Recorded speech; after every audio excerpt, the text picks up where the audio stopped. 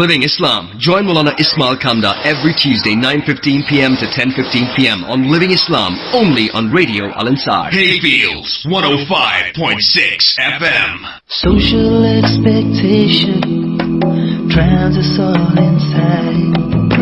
What you have should be what I want, 'cause what I have just ain't alright. The clothes I wear, the way I comb my hair, how I live, oh I don't care. This is who I am, this is me. Nothing, everything, can't you see who I am? Just let me be, 'cause like it or not, 'cause God loves me. Who I am. He said, she said, they all did what's expected of them all. Assalamu alaikum wa rahmatullahi wa barakatuh. You listening to Radio Al Ansar on 90.4 FM in the Durban area, 105.6 FM in the Pietermaritzburg area. It is a Tuesday night between 9:30 and 10:30 p.m. and that means it is time for Living Islam. I am your host Ismail Kamda as we go into our second episode for 2016. And for those of y'all who joined us last week, you remember that we started looking at a series of hadiths related to personal development. Right? These hadiths are taken from my free ebook, 10 self-help tips from 10 authentic hadiths, and this book is available for free from my website islamicselfhelp.com. If you visit the website, you will find it there for free, along with many other books that I am both selling and giving away. And we are following the 10 hadiths in that book and explaining them in details to go into the details of what does Islam actually teach us about living in this world. Alhamdulillah, many of us know the hadiths and the Quranic verses related to deen, related to Islamic studies, related to fiqh, aqidah. We hear this very often, we study this very often. But what many people don't realize is that there is a lot of advice in the Quran and in the hadith related to living our lives in this world, to business, to trade, to personal development, to growth, to confidence. There are many hadiths and verses of the Quran related to these topics, and these are the topics I've been writing about for the past year in my website, in my books. And so we're going to be looking at these hadiths over the next 9 weeks. Last week we began by looking at a hadith which we very often study from a fiqh or aqidah perspective, and we looked at it from a goal-setting perspective instead. And that is the hadith, إِنَّمَا الْأَعْمَالُ بِالنِّيَّةِ, that every action is judged by its intention. We said from an aqidah perspective, this hadith is a warning against riyah, against showing off. And it is a emphasis on ikhlas, on having sincere intentions in everything that we do.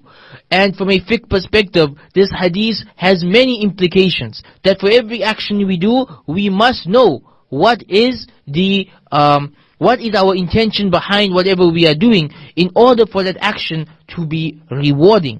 But what we spoke about last week was that same hadith from a goal-setting perspective.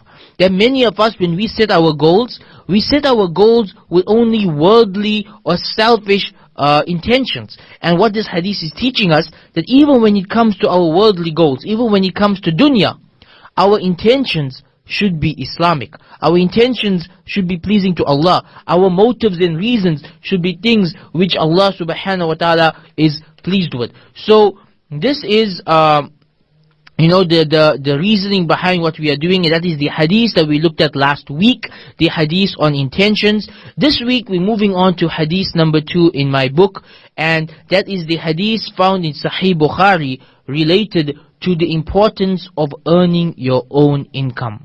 Now this is again something that many people are not aware of. There is a hadith in Sahih al-Bukhari, so it's without a doubt authentic, where the Prophet ﷺ emphasized the virtue and the importance of Muslims earning their own income.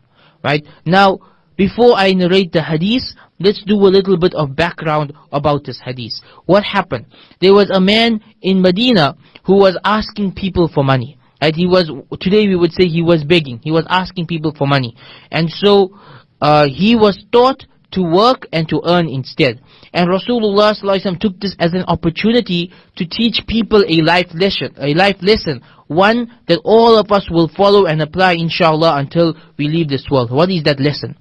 The Prophet ﷺ stated, "By him in whose hand is my life," meaning by Allah, by him in whose hand is my life, "it is better for each and every one of you to take a rope and to cut wood from the forest and to carry it over his back and sell it as a means of earning his living, than to ask someone for something and that person may or may not give it to him." Now this hadith, the primary place where you will find it and study it is with regards to the fiqh of stealing, or rather the fiqh of begging. There are many people, they beg, and this hadith is a refutation against them. But there's another side to this hadith as well, right? That the Prophet ﷺ in this hadith, he is emphasizing trade. He's emphasizing earning your own income. He's emphasizing being independent of the people and not relying on the people for handouts. So let's go firstly with what is the general meaning of this hadith and the general implication of this hadith before we look deeper into this aspect of earning your own income in Islam and what does Islam teach about it. So the general meaning of this hadith is that as Muslims, it is haram to beg. Right? That's the most basic meaning of this hadith. This hadith is the strongest evidence, or one of the strongest evidence, that begging is haram. It is prohibited. Why is begging prohibited? It is prohibited because it is indignified. It is a means of creating laziness in your life. It is a means of making yourself weak. If you have an entire ummah of beggars, then the ummah becomes weak, the ummah becomes helpless, the ummah becomes relying on everybody else for help. And Allah does not want that of us. Allah wants us to be in charge. Allah wants us to be Khalifatul Ard, the inheritors of this earth. Allah wants us to be the leaders. Allah wants us to be the hand that gives, not the hand that receives. And we can't do that if we are begging. So brothers and sisters, understand that begging is prohibited in Islam. Now you may think, but I don't beg, so how does this apply to me? Well, begging takes different forms. Right? Begging takes different forms. If you ask someone to lend you 200,000 rand so that you can buy yourself a nice car, or even worse, you ask them to lend you 1,000,000 rand so you can buy yourself a 1,000,000 rand car, that in Islam is really a form of begging. Why? Do you need that 1,000,000 rand car? No. You could do quite well. You can survive with a 60,000 rand car. Why did you buy it? You bought it because you like it. Did you buy it with your own money? No. You ask somebody to lend you the money to buy something that you didn't need, that is extravagant. And you are now locked in for the next 8 to 10 years paying that person back the money for your extravagance. Now, I want you to think about that. Is that not begging? When you walk up to someone or a bank or whoever it is and say, please give me money to buy a car, is that not begging? You are asking someone for money to buy something.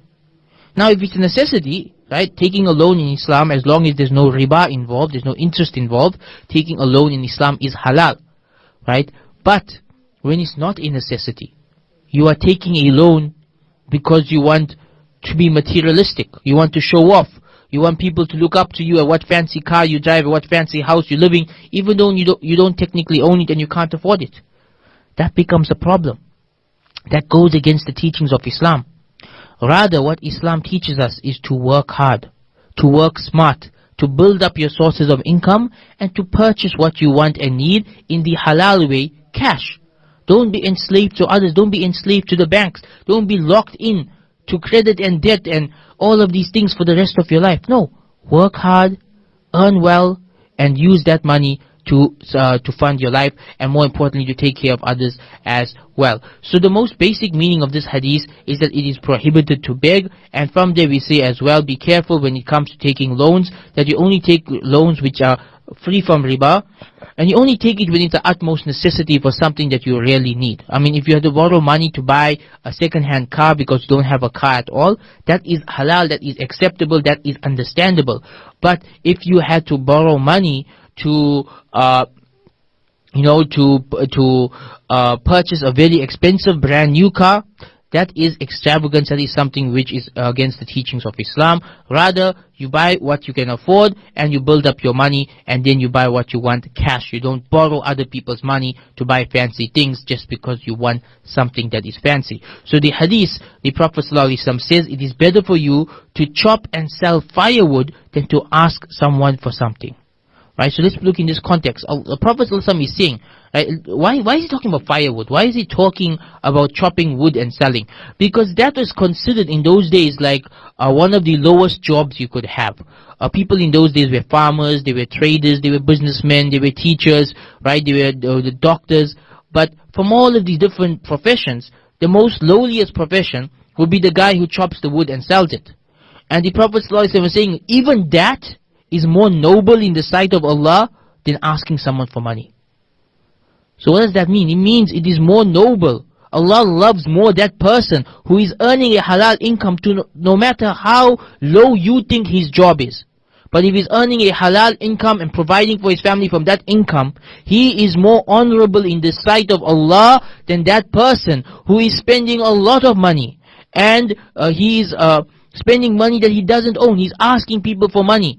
And he's living this lavish lifestyle, but he's owing everybody money. That person is not honorable in the sight of Allah. So honor in Islam comes from working hard. And this hadith also teaches us that in Islam there's no such thing as a lowly job. Because if you are working hard to earn halal money, it doesn't matter what other people think of your profession. Allah is pleased with you that you chose to work hard, you chose to make halal money instead of choosing to beg and to ask other people for money. So there's no such thing in Islam as a low job. Rather, any halal source of income is better than begging. So we need to take a break now. When we return, we'll continue explaining this hadith and its relationship to the importance of earning your own income. So don't go away. We'll be right back after this break. Radio Al Ansar, the only Muslim community radio station in KZN. Calling all cancer patients. If you are currently undergoing treatment or in remission, join the Al Ansar Cancer Support Group, a community-based group for women that provides information and support which will help and guide you through your journey. Come and join the warmth and support at our meetings held at the Al Ansar Hall on the second Saturday of each month from 9:30 to 12. For more information, please contact Zora Ilyas on 031 5777 254 or alternately 083 786 0595. Join Nazreen Ibrahim every Thursday evening, 7 to 8 p.m. when she gets all kinds of businesses into the studio to talk about the challenges of building a successful business. That's 7 to 8 p.m. every Thursday evening to catch up on your weekly business lessons with Nazreen Ibrahim. Need an Iman booster? MuslimCentralAudio.com has over 60 inspiring speakers and 50 reciters from around the world. That's over 6,000 lectures and 50 complete Quran recitations with new content uploaded regularly. Easily subscribed via emails, iTunes, podcasts, or over 100 Apple and Android apps. Our podcasts are accessible from most tablets and smartphones. Over 500,000 downloads per month. Be inspired and give your Iman the boost it needs, inshallah. Visit www.MuslimCentralAudio.com. That's MuslimCentralAudio.com. Hey kids, had a long day? Want to hear some interesting stories? Come on, take your seat. What about some cool nasheed? Maybe send a message to your loved ones or stand a chance to win some prizes. Then join Munira Muhammad every Monday to Thursday on Kids Zone from 3 to 3:30 p.m. See you there. Glenwood, 90.4 FM. Assalamu alaikum wa rahmatullahi wa barakatuh. You're listening to Living Islam on Radio Al Ansar. I am your host Ismail Kamda, and we are talking about the hadith on the importance of earning a halal income, the importance of earning your own money instead of asking other people to give you money. And yes, this hadith is against begging, it's against asking for loans, it's against relying on others to provide for you. This hadith is teaching you that there's no such thing as a lowly job. Anything you do to earn a halal income, it is honorable in the sight of Allah subhanahu wa ta'ala. And so the Prophet sallallahu alaihi wasallam stated, by him in whose hands is my life, it is better for any one of you to take a rope and to cut firewood from the forest and carry it over his back and sell it as a means of earning his living than to ask people for something and that person may or may not give it to you. And so the Prophet sallallahu alaihi wasallam in this hadith, he is discouraging asking people for money. In fact, he is discouraging asking people for anything. And he's encouraging business and trade instead. And when we look at the lives of the early Muslims, this was their lifestyle. They were not the type of people to ask for money. They would feel very bad to even ask someone for the smallest of things. It is narrated that amongst the Sahaba there were some who were such that even if they were riding on their camel and their stick or whip fell down, they would rather get off the camel and pick it up themselves than ask somebody to help them with that. Why? Because Islam teaches you not to be dependent on others, not to be such that others provide for you. Rather that you work hard, you are honorable, you are independent or interdependent, you are a productive means of society, that you are the hand that gives and not the hand that receives, that you are the one who is doing your best to provide halal for your family and not asking others for money instead. And so this is something noble in Islam. And this is again something that many people don't realize. Islam is a religion that encourages trade. It encourages business. It encourages building up income.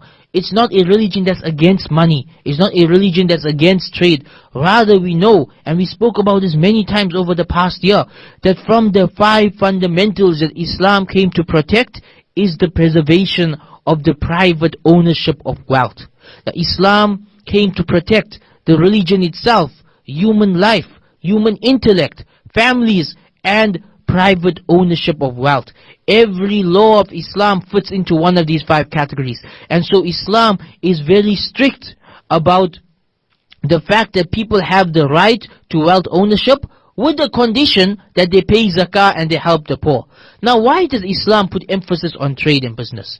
Because Islam wants us to be people who have dignity and honor.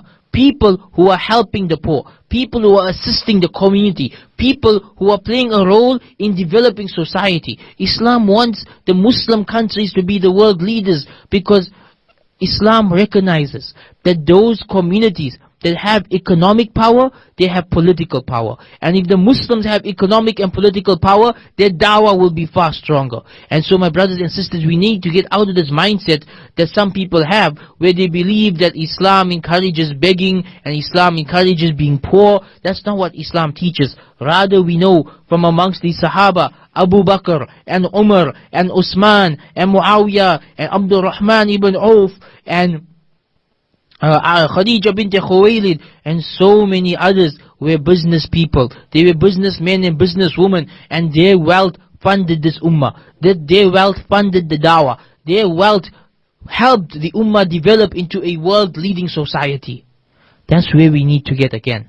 But to get there, we have to change our mindset. We need to bring our mindset in accordance to this hadith, that it is better for you to do any sort of halal work than to ask people for money. And we become a generation that asks. People rely on their parents, they rely on inheritance, they rely on bank loans, they rely on their credit cards, they rely on everything except their own hard work. There are people who are 25 or 30 and they haven't been able to hold down a proper job because they're too lazy to do so, because they rather be dependent on others than earning their own wealth. And then they wonder, why is the ummah in the state that it is? Because we are lazy. If you are lazy, you're not going to be given power by Allah. You're not going to be given authority by Allah because you don't deserve it. Allah is only going to give wealth and give authority and give influence to those people who work hard, to those people who are sincere, to those people who are going to use it for good. And sadly, amongst us today, there are very few people working in that direction. So understand, brothers and sisters, that Islam is a religion that encourages business. It encourages trade. It encourages working. It encourages getting up in the morning and going out there and earning your income and knowing that you did everything possible to support your family. After that, you put your tawakkul in Allah. Tawakkul is not about sitting back and expecting money to fall into your lap. No, tawakkul is about working hard. That you get out there and you work hard. And then you leave the results to Allah subhanahu wa ta'ala. That is tawakkul. And so this is something that needs to change in our minds. Let us open up to this idea that Islam, as long as your business is halal, Islam encourages it. In fact, if you're doing it with the right intentions, it becomes ibadah. If you are earning a halal income to provide for your family, so y'all can do dawah and y'all can worship Allah and y'all can help the poor, that business itself becomes a source of ibadah for you. It becomes a source of reward for you because you are doing it with noble intentions. So, this is the importance of business in Islam. The next topic that we want to discuss related to this hadith is what are the basic fundamental principles related to business in Islam. Right? We said that Islam encourages trade, Islam encourages working hard, Islam encourages us to do our best and to earn halal income. Right? So, what are the basic fundamentals or the basic etiquettes of Islamic business, or business for Muslims? Well, number one, and most obviously, your business must be halal. This is, without doubt, the most important aspect. And I am very sad to say this, but when I look around today, when I visit people's businesses, it is so sad to see people who even though they pray 5 times a day and they take every other aspect of Islam seriously, they are selling haram things in their shop and they don't seem to care about it. Understand this, brothers and sisters. If your source of income is haram, then whatever you purchase with it is also haram.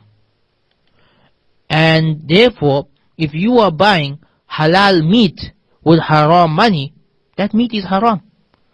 Now I want you to think about this. Even if you're praying 5 times a day, but if your source of income is haram, and you are nourishing your wife and children with haram money, and they are being raised on that haram money, Allah is not going to answer your du'as. That's number one, because this is something that's clear in the hadith. Allah does not answer the du'as of those whose income and wealth and food is haram. Allah does not answer their du'as. So that's number one. Allah is not going to answer your du'as.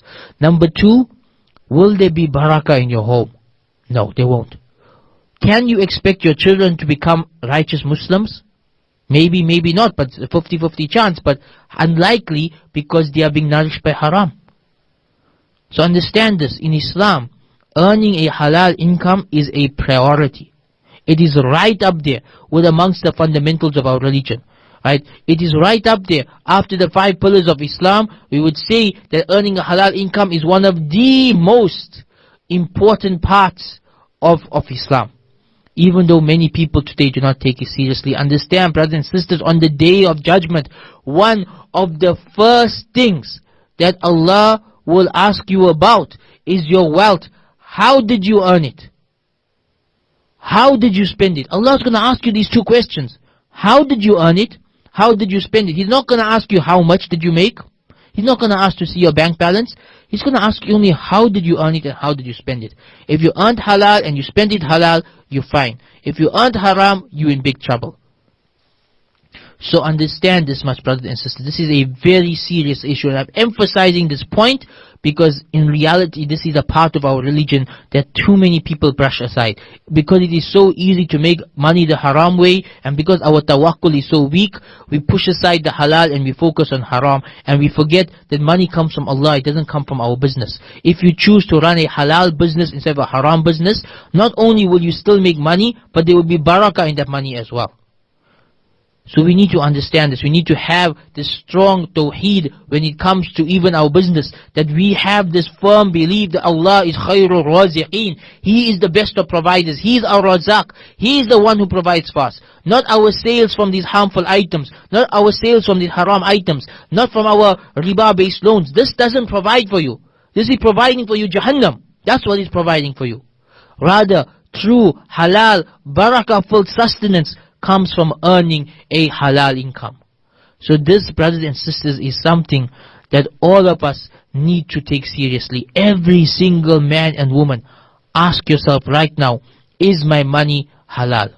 And if not, you need to sort it out today. Don't wait till tomorrow. Sort it out today.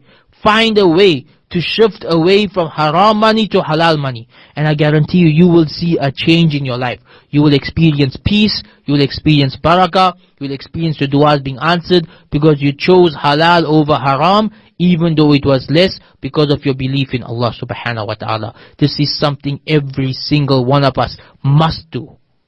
So we need to take another break now. When we return, we'll continue explaining this hadith on the importance of earning your own income. Don't go away. We'll be right back after this break. Howick 105.6 FM. It's once again the season of giving. Radio Al Ansar's Enable the Disabled campaign kicks off again. Radio Al Ansar, in conjunction with the Foot Focus Company, the World Mammon Organization, Jamaatun Nisa, and other generous donors launched the wheelchair campaign. If you need a wheelchair or any other aid, then call Radio Al Ansar for a motivation form. And the rest is our responsibility. Call 031-208-1601. The Foot Focus Company, World Mammon Organization, Jamaatun Nisa, and other generous donors wheelchair campaign. Another Al Ansar initiative. Assalamu alaikum. Kick off with me, Buddy Governor, every Saturday afternoon, 3:30 to 5 p.m. on Radio Al Ansar's premier sports show. I will bring you the latest in global and local sports news, results and previews, healthy lifestyle and sustainable fitness trends for all, martial arts and self-defense. So make a date to kick off with me, Buddy Governor, every Saturday afternoon, 3:30 to 5 p.m. on Radio Al Ansar. Radio Al Ansar and Pietermaritzburg Muslim Women's Organization are launching the Enable the Disabled campaign in the Pietermaritzburg region. If you reside in the Pietermaritzburg or Midlands area and require a disability aid, give us a call on 033-387-5393 between 8 a.m. to 1 p.m. or email on pmb.m.w.org@gmail.com for an application, and the rest is our responsibility. A joint initiative of Pietermaritzburg Muslim Women's Organization and Radio Al Ansar. We now have wheelchairs for non-zakat applicants. Do you know how to articulate the message of Islam? Do you have the power of Dawah? Do you know that this is a command from Allah to you? How would you feel when someone is deprived from the message of Islam just because you did nothing about it? Tune in every Saturday night live at 8:30 p.m. till late with Shabir Basha to hear the dynamic duat of the Dawah world, discussing Islam that is most important to you. That's Dawah Dynamics, exclusive to Radio Al Ansar. Al Ansar, promoting the Islamic worldview in this part of Africa. Assalamu alaikum wa rahmatullahi wa barakatuh. You're listening to Radio Al Ansar. This is Living Islam and I'm your host Ismail Kamda. We're talking about earning in Islam.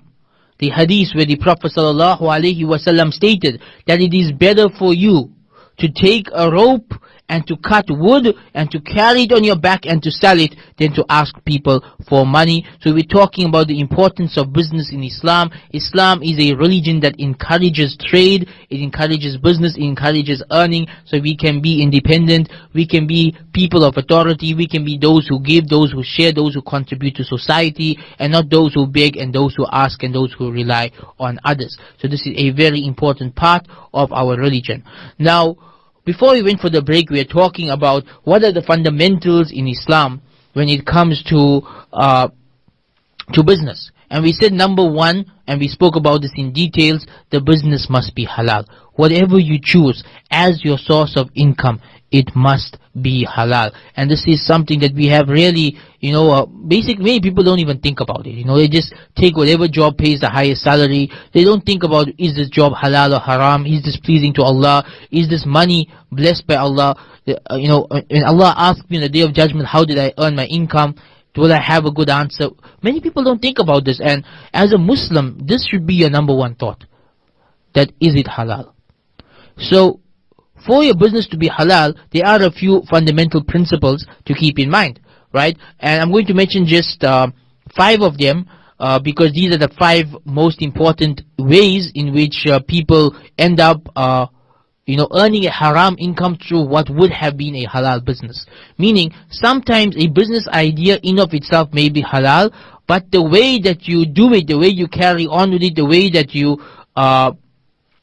completed it, ended up including some haram means. So what are these things that can make your business or your job haram? Number 1 is that for a business to be halal, it must not be harmful. It must not cause harm to society. And this is why I firmly believe, this is my strict opinion, I firmly believe this, that selling cigarettes is haram. I believe this, that selling cigarettes is haram. Why? Because it doesn't bring any good, it only harms people. Those people buying it from you, they're going to get cancer from that. They're going to die from that. Right? They're going to get sick through that. Their lungs are going to get buggered up from that. You are basically making money of people killing themselves. That's what you're doing. And so therefore, this is something which I am 100% about in terms of my personal fiqh opinion, that I believe that selling cigarettes is haram because it is harmful. It's not the only harmful thing you can sell. If you have filthy magazines in your shop, that's harming people psychologically, that's harming marriages, that's harming the modesty and morality of society. If you are selling things that assist people in committing zina, you are harming society. So this is something you need to think about. Look at the products in your shop. Look at the services that you offer people. Look at the business that you work for. Is it contributing to society or harming it? And harm in Islam is not just physical harm like in the case of the cigarette. It's spiritual and moral harm too, like in the case of pornographic materials and these kind of things. So one has to look very carefully that what am I doing? If it's beneficial to society, alhamdulillah. If it's harmful in any way, you need to change your source of income. The second thing to look at, the second way in which your business can become haram, is if you are oppressing anybody. If there's any zulm that is committed through your business. And this is something that requires some serious introspection. Many people don't think about this. Many people, they don't realize when they are oppressing others. So for example, if you overwork and underpay your employees, there can be no barakah from such earnings. Understand that Allah takes the side of the oppressed. So if someone is working for you, pay them well and treat them well, because Allah looks at all of this. So this is another way in which a business which may have been halal, but it becomes a source of sin for the individual if they are oppressing someone through the business. This is something that's very serious.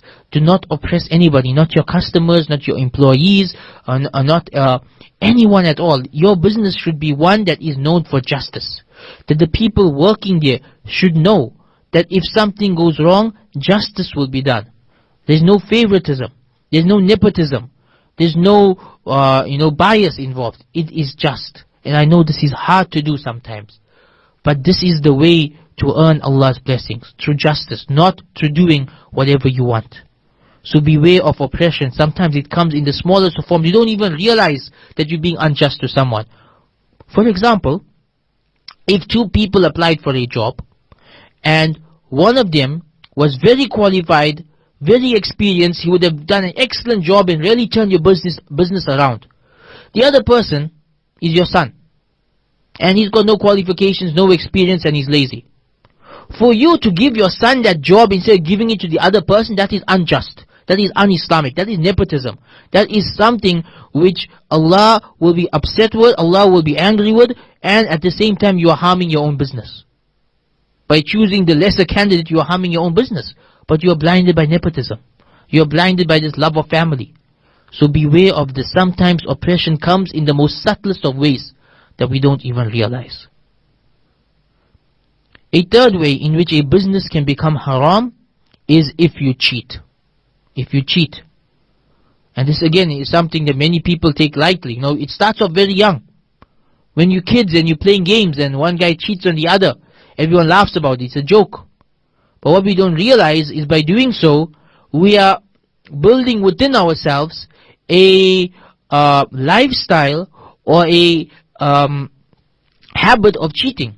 So it starts off as cheating in games. When you become a bit older, you're cheating in your exams, and when you get even older, you're cheating at work. And this is something that's a major sin. This is a huge problem in Islam for Muslims. That if you are earning money in a way that you are cheating, whether it's lying on your CV, whether it's cheating on your exams to pass that to get your qualifications, whether it's deceiving people about how much work you actually did, all of this is prohibited in Islam. One has to be just, one has to fear Allah, one has to hold oneself accountable and do things in the right way. There is no room in Islam for cheating. And along with cheating, number 4 is bribery. Again, very common in our society. Bribery and corruption. And the sad thing is, many of the people that complain about bribery and corruption at a government level don't even think twice about bribery on an individual level. And remember, the Prophet ﷺ stated that Allah will appoint leaders over us that we are worthy of. Meaning that if we are just people, Allah will reward the society with a just leader.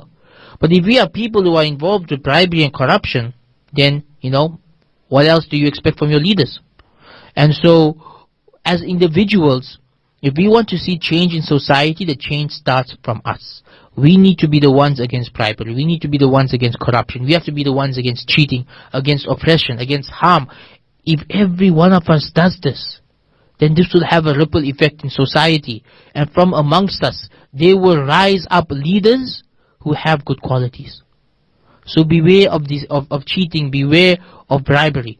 Don't get involved in these things. Another way in which your business can become haram is through deception. And there's a hadith about this, that there was a man in Medina who was selling some vegetables, and he had hidden underneath the good ones the bad ones. So people buy from him, they'll just see the good ones and they will just buy, right? He was actually hiding the bad fruit so that people wouldn't see it, and he would hope they buy without noticing that he was going off. And unfortunately, I've seen this with many Muslim businesses in our own community. Right? And what happened? Rasulullah ﷺ, he walked up to this man and he exposed what he was doing. That underneath the bad, underneath the good, there was the bad. And he stated, "Man ghassana falaysa minna." Whoever deceives us in business is not one of us. This is a very strongly worded hadith. He didn't say deception is haram. He didn't say deception is a minor sin. He didn't say deception is a bad thing. He said whoever deceives us is not one of us. Meaning you're not a real Muslim if you're deceiving people. This is like the most strongest warning about something being haram. To say that you're not one of us, you're not one of the Muslims for doing it. It doesn't literally mean you're not a Muslim, but it means it's not something a believer would ever do. Yet how many of us do this? We lie, we deceive. And I mean, just to give you an example of where people deceive and lie without even thinking twice about it. How many people advertise an event and say that, tickets are running out and we almost sold out and, we're running out of seats. Well, in reality, they only sold 2 or 3 tickets. And they sell this, to create urgency and to get people to buy quickly. In reality, they're deceiving people.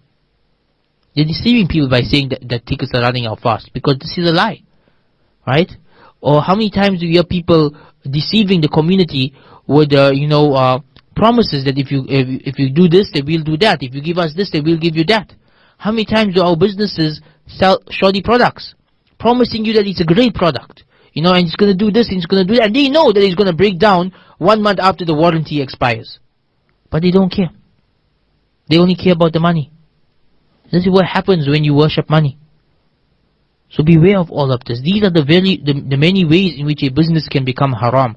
Through harming people, through oppression, through cheating, through bribery, and through deception. And if we add number 6, one of the most common ones in the Muslim world, in the whole world today, and that is riba, interest, which of course it's impossible to escape it 100% in modern society.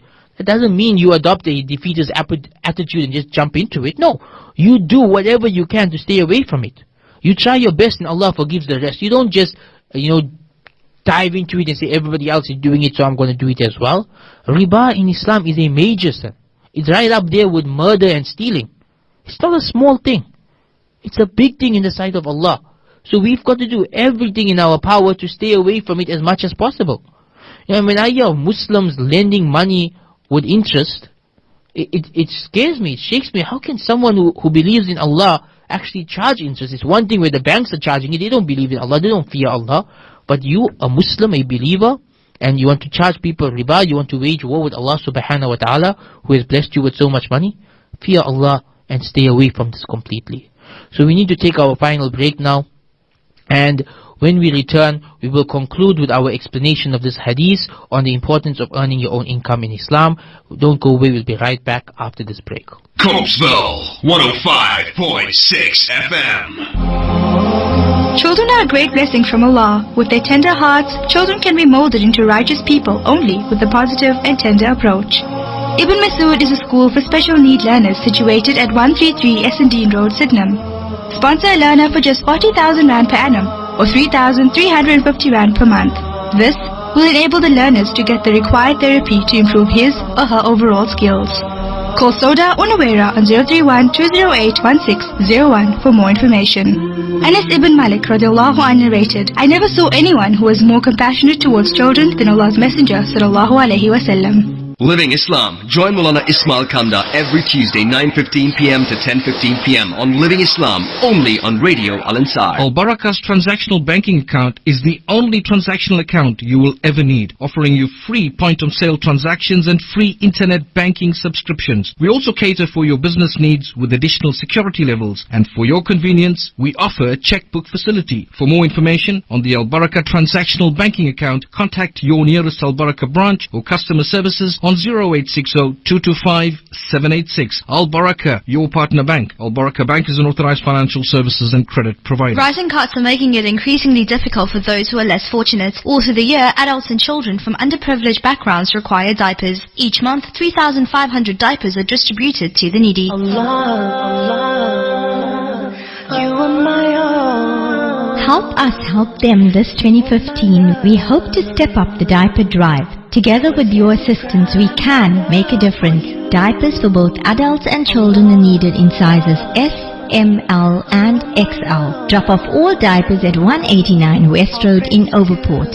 And for further information, you can contact Sister Fatima Dawji on 031-208-1601, or you can contact me, Sister Aisha Jamal, on 084-304-1683. The Diaper Drive Challenge on Yadal Ansar. Suleiman Sumptuous Savories. Opening specials. Samosas. Unfried. Mince, chicken, potato and tin fish. 20 Rand per dozen. Fried. Mince and chicken. 3 Rands each. Potato and tin fish. 2 Rand 50 each. Spring rolls. 4 Rand each. Bhajiyas. 1 Rand each. And coming soon, rotis, mini pizzas and pies. Crispy, spicy and hot. Visit us at 52 Todd Street, Verulam. Or call 0786 299 491. We also do platters for all occasions. Glenwood 90.4 FM. Assalamu alaikum wa rahmatullahi wa barakatuh. You're listening to Living Islam on Radio Al Ansar. I am your host Ismail Kamda, and we are talking about the hadith on the virtue of earning your own money. When the Prophet ﷺ stated, by him in whose hand is my life, it is better for any one of you to take a rope and to cut wood from the forest and to carry it over his back and sell it as a means of earning his living than to ask someone for money or for something and that person may or may not give it to him. It's a very important hadith. Primarily this hadith is a strong prohibition against begging and asking people for money, and this kind of behavior, relying on others, being dependent on others. Rather, the hadith is emphasizing business and trade, and we spoke throughout this episode about the importance of earning halal money, making sure that your source of income is not harmful, it's not oppressive, it's not cheating, it's not deceptive, it's not involved with riba, there's no involvement in bribery. You make sure that you're running a clean-cut business that is pleasing to Allah. And what we want to speak about now for the final segment of the program is just some of the fundamentals of wealth ownership in Islam. What does Islam actually teach us about wealth ownership? We know that in Islam, wealth ownership is not only allowed, but it is actually protected by the law of the religion. That from amongst the 5 fundamental, what's called the dhururiyat, the 5 necessities of life that Islam protects is the ownership of wealth, right? But again, it's not just allowed, but in Islam it's allowed with responsibilities. Meaning, this is where Islam differs from capitalism. That in capitalism you can earn how much money you want and it's yours to do whatever you want with. That's not what Islam teaches. Islam says you can earn how much money you want, but the more money you earn, the more responsibilities you have towards society. This is the big difference between the two. That Islam says, yes, earn how much you want and own how much you want and become a millionaire. All that's fine, but the more you own, the more responsibilities you have towards society. Right? The most fundamental of those responsibilities is zakah. That 2.5% of your wealth and property, you need to pay zakah on it. And of course, the more you own, the more higher your zakah is going to be every year. So this is something that Islam emphasizes, and it's not just zakah. Zakah is the fundamental, it's the minimum. The minimum that you need to be giving back to society is your zakah. Beyond that, Islam encourages sadaqah. It encourages helping your family, encourages helping your neighbors, helping the orphans, helping the widows, helping the poor, helping the dawah, helping all of that. So in reality, in Islam, your wealth is not yours to do whatever you want with.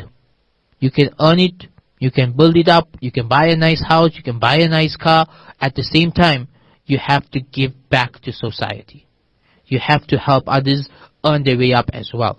And so what this does is it creates an economy where the wealth is not circulating amongst the rich only. That's Allah's words in the Quran, the translation of Allah's words in the Quran. Allah says in the Quran, when speaking about the purpose of charity, He says, so that wealth does not circulate amongst the wealthy only. Very powerful. Right? And we look at the Western society over the past 100 years, how they've been struggling to find an economic model that works. Communism failed by not giving people wealth ownership, so it discouraged people from really having any motivation to work. It became a failure. And on the other hand, capitalism failed in the sense that it created the 99% and the 1%. That you've got some people owning so much money that if they just shared a small percentage with the rest of the world, they could solve world poverty. But because of capitalism, there's this major unbalance in the world. And so, the West have been struggling to figure out, how do we create an economic system that brings about balance? Islam brought it 1,400 years ago. And early Muslim society followed it to such an extent that in the early years, in the early centuries of Islam, Africa was a wealthy continent. Those parts of Africa that were ruled by the Muslims was a wealthy land. And you wouldn't be able to find someone who was able to receive your zakah because people were so wealthy in that land. How did that happen? While today under capitalism, so many African countries are in poverty. It's because of the difference between the two systems. Islam encourages trade, it encourages building your wealth. At the same time, it promotes giving back to society and helping others build their wealth. So what happens? You do business, you increase in wealth. Right? You share that wealth with somebody else, they use it to do business, they increase in wealth. They share that wealth with somebody else, that person does business, they increase in wealth. What's happening? The entire society is growing. Not just you, but you're taking the rest of society with you. And what happens then is over time, we create over a generation or two, a city or a country or an area where there is no poverty. Where everybody is helping each other out. Where nobody has to beg, nobody has to steal, nobody has to ask for money, because the economy is stimulating itself. This is the most powerful economic system in the world. Allah revealed it to us 1,400 years ago, yet we Muslims have abandoned it for capitalism. And as a result, our society is in the state it is today. That we have the ultra-wealthy who are only spending it lavishly on weddings and things which are not going to benefit anyone. And we have the ultra-poor and nobody's taking care of them. May Allah protect us and forgive us and guide us back to spending our wealth in ways that is pleasing to Him. So this is the major issue. Islam allows wealth ownership, but with it comes responsibility. The responsibility towards society. If we take that responsibility seriously, we can provide for society, we can rebuild society, we can make this world a better place. Now, the other issues that come with wealth ownership in Islam is accountability. Right? Besides responsibility, the other is accountability. These are the two things that Islam will hold you accountable for when it comes to your wealth. That how you earned it and how you spent it. So accountability along with responsibility. Again, it's not just a free-for-all market like capitalism, where you can do whatever you want and earn whatever you want and spend it however you want. No. You are accountable for how you earn it, how you spend it, and you are responsible for providing for society. So what does it mean by being accountable for how you earn it? This means, again, very simply, that your source of income must be halal. So on the Day of Judgment, Allah will ask you about all of your wealth. How did you get it? You must be able to show that I earned it in a halal way. Simple as that. No cheating, no crime, no corruption, no deception, no bribery, no oppression, no haram business, no riba. Halal income. That's what you're going to be asked about, right? So that's the simple. It's not easy, but it's simple in terms of understanding what is meant by the sentence, right? That you will be asked about how you earned your wealth. But what's meant by you'll be asked about how you spend your wealth? That might be a bit unclear to some of our listeners. Now, what that basically means is that in Islam, it's not for you to spend your money however you want. Rather, you need to be balanced in your spending, right? The Quran describes the true Muslims as those who are not extravagant, nor they are miserly, but they find a middle path in between. This is a very important description in the Quran. That the believers, when it comes to their wealth, they are not extravagant, neither are they miserly, but they find a middle path. Meaning what? In Islam, when you own money, you are not allowed to have israf, to be extravagant. At the same time, you're not allowed to have bukhl, to be miserly. Rather, you need to be balanced. That is, you save money, you spend some on halal things, you give some to charity. We know there's a famous story of a man who would invest 1/3 back into his business, spend 1/3 on his family, and give 1/3 to charity. Right? So this is exactly trying to find that balance between saving, spending, and serving the community.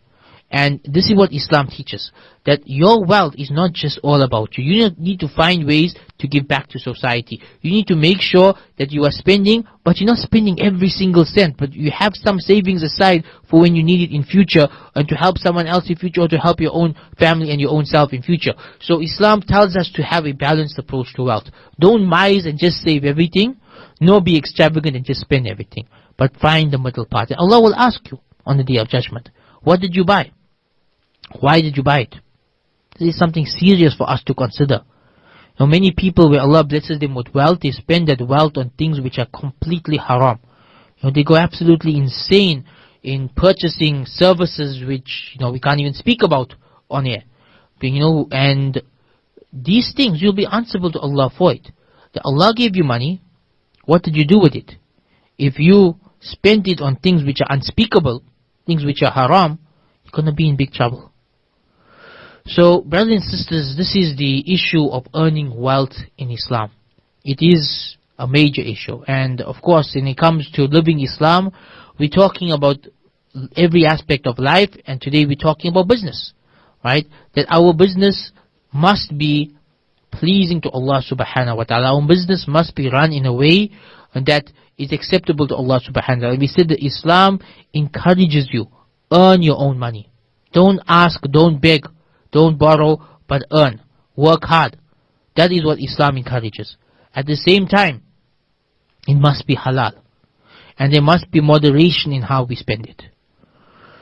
So, this is a very important hadith. It's something that many of us need to consider. If you are someone who's used to being dependent on others, try to find a way to earn halal income.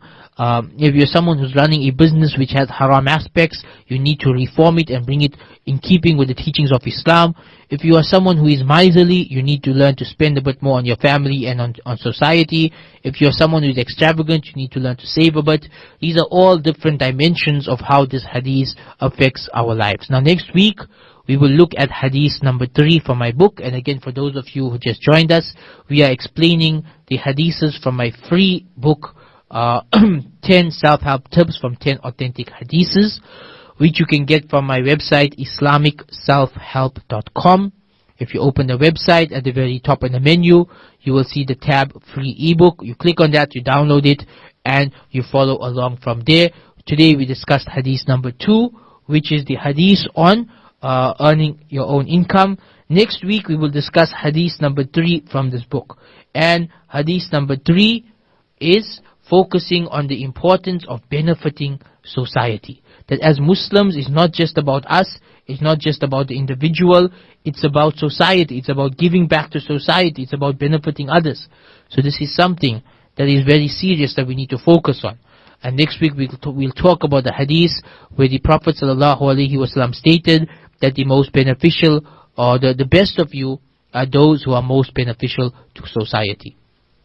Very powerful hadith. The best of you are those who are most beneficial to society. خَيْرُكُمْ أَنْفَعَكُمْ لِلنَّاسِ. The best of you are those who are most beneficial to mankind. And really this hadith, the first time I heard it, it really hit me, and it became a hadith around which I base my life, and I try my best to live accordingly. Everything we do, every project we run, every business opportunity we start up, every radio program, every article we write, every book we write, we try to make sure everything is beneficial to society. And so I hope you too, in every aspect of your life, from how you run your business to how you deal with your family to whatever you do on the sidelines, it's something that's beneficial to society. We will discuss this hadith in details next week. Our time is up for this week, and again next week we'll talk about hadith 3 from my book, which is the hadith خَيْرُكُمْ أَنْفَعَكُمْ لِلنَّاسِ. The best of you are those of you who are most beneficial to humanity. So that's it for this week. This is Ismail Kamda signing off for Radio Al Ansar with Living Islam. I will see you next week, same time, Tuesday night at 9:30 p.m. for Living Islam. Jazakallah khairan. Wa akhiru da'wana and alhamdulillahi rabbil alameen. Wassalamu alaikum wa rahmatullahi wa barakatuh. Social expectation drowns us all inside. What you have should be what I want, 'cause what I have just ain't alright.